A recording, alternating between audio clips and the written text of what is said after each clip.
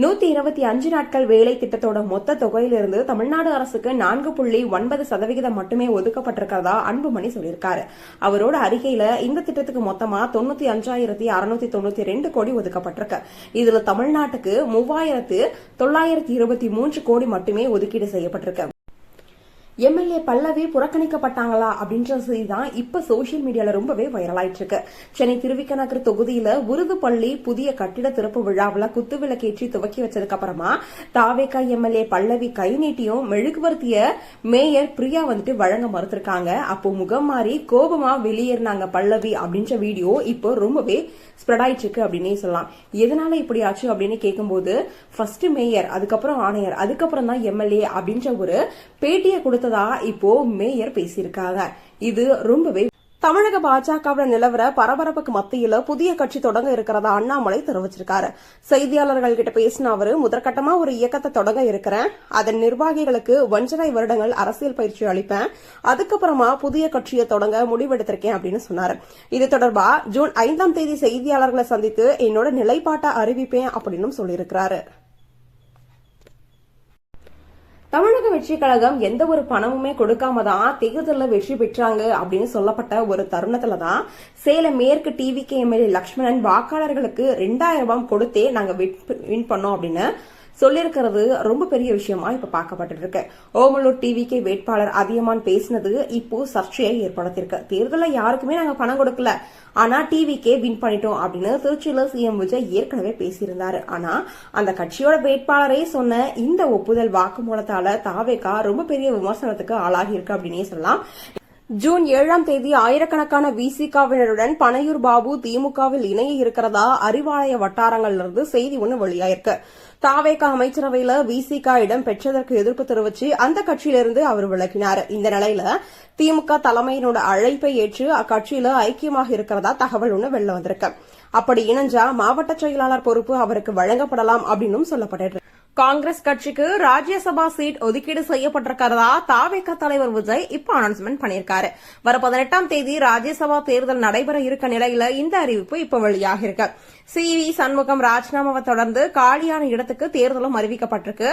தாவேகா தன்னோட முதல் MP அனுப்புறாங்க அப்படின்னு எதிர்பார்க்கப்பட்ட நிலையில காங்கிரஸ்க்கு விட்டுக் கொடுத்திருக்காங்க.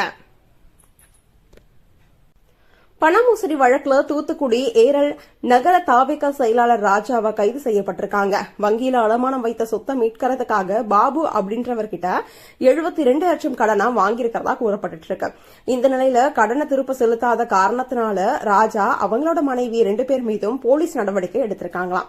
தாவேகா நிர்வாகிகள் அடுத்தடுத்து குற்ற வழக்குகளை சிக்கிறது சிஎம் விஜய்க்கு மிகப்பெரிய நெருக்கடியை ஏற்படுத்தி இருக்கிறதாவும் செய்தி வெளியாகிட்டு இருக்கு. 4 சுவருக்குள்ளேயே இருக்கிற சிஎம் விஜய்க்கு அதிமுக பத்தி பேசுறதுக்கு தகுதி இல்ல அப்படின்னு எக்ஸ் அமைச்சர் பொள்ளாச்சி ஜெயராமன் விமர்சனம் செஞ்சிருக்காரு. அதிமுக தோன்றனப்ப பிறக்காத ஒரு நபருக்கு எங்களோட கட்சியோட பெயரை கூட சொல்ல தகுதி கிடையாது. விஜய் நாவடக்கத்தோட பேசணும் அப்படின்னு எச்சரிக்கை விடுத்திருக்காரு. தாவேகா ஆட்சிக்கு வந்ததுக்கு அப்புறம் சட்டம் ஒழுங்கு மோசமடைஞ்சிருக்கு அப்படின்னு சாடியிருக்காரு. 717 டாஸ்மாக் கடைகளை நாளைக்குள்ள மூடணும் அப்படின்னு சிஎம் விஜய் அதிரடி உத்தரவை பிறப்பிச்சிருக்காரு. கல்வி நிலையங்கள், வழிபாட்டு தலங்கள், பேருந்து நிலையங்களோட அருகில் இருக்க 717 கடைகளை 2 வாரங்களுக்குள்ள மூட கடந்த 12ஆம் தேதி சிஎம் விஜய் உத்தரவிட்டிருந்தாங்க. இந்த நிலையில நேத்து வர 620 கடைகள் மட்டுமே மூடப்பட்டிருக்கிறதா புகாரும் எழுந்திருக்கு. இதனால மீதம் இருக்க கடைகளை நாளைக்குள்ள மூடிட்டு அறிக்கை சமர்ப்பிக்கணும் அப்படின்னு ஆணையிட்டிருக்காரு. இது மிகப்பெரிய ஒன்னா இப்ப பார்க்கப்பட்டு தாவேகா ஆட்சி அமைஞ்சதுக்கு அப்புறமா ஈர்க்கப்பட்ட முதல் முதலீட்டு புரிந்துணர்வு ஒப்பந்தம் கையெழுத்தாகி இருக்கு. இன்னைக்கு தலைமைச் செயலகத்துல சிஎம் விஜயோட முன்னிலையில தமிழக அரசுக்கும் LT நிறுவனத்துக்கும் இடையே 18,600 கோடி முதலீட்டுல புரிந்துணர்வு ஒப்பந்தம் கையெழுத்தாயிருக்கு. L&T இதன் மூலமா 8,200 பேருக்கு வேலை வாய்ப்பு கிடைக்கும் அப்படின்னு சொல்லப்பட்டிருக்கு. இந்த ஒரு நிகழ்ச்சியில அமைச்சர் கீர்த்தனாவும் பங்கு கொண்டிருக்காங்க. தாவேகா அரசுக்கு குறைஞ்சது 6 மாசம் அவகாசம் கொடுக்கணும் அப்படின்னு துரை வைகோ சொல்லியிருக்காரு. பேட்டியில சாதி, மதம், பணம் ஆகியவற்றை கடந்து தமிழக வெற்றி கழகம் வெற்றி பெற்றிருக்கிறது ஜனநாயகத்திற்கு நல்லது.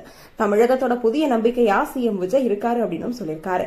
தாவேகா கூட்டணியில மதிமுக இணைய இருக்கிறதா கூடப்படுற இந்த ஒரு தருணத்துலதான் இப்ப இவர் பேசியிருக்கிறது ரொம்பவே கவனம் பெற்றிருக்கு. தமிழ்நாடு மின்வாரிய அலுவலகத்துல ஹார்ட் டிஸ்குகள் காணாமல் போயிருக்கிறது தொடர்பா விசாரணைக்கு உத்தரவிடப்பட்டிருக்கிறதா அமைச்சர் CTR நிர்மல்குமார் தெரிவிச்சிருக்காரு.